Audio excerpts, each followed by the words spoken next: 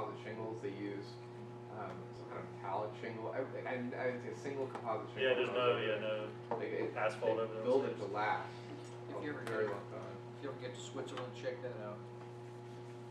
Even the fixtures are just in Switzerland and Germany are just so solid. It's like they were. I think a lot of people collect their rainwater, so if they had those composite shingles, yeah.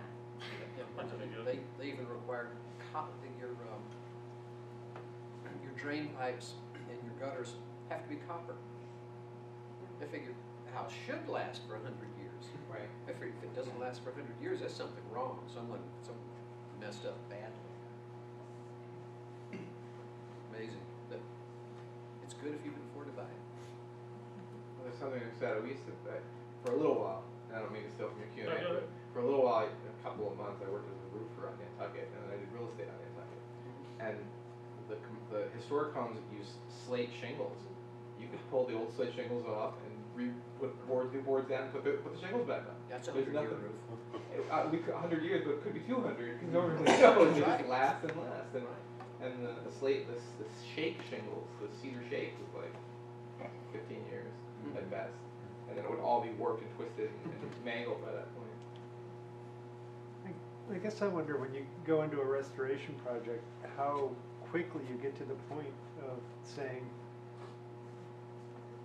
it's going to cost you more than if this was a scrape off and you rebuilt it to look historic.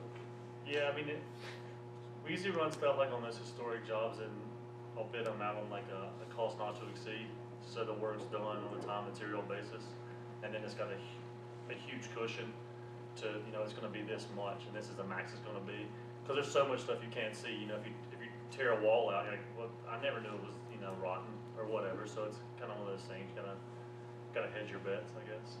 What is it that I see all the time where they tear everything but like one wall and then they make this whole new, and Newlands are doing that, like they keep. Yeah. What's That's that in all Boulder.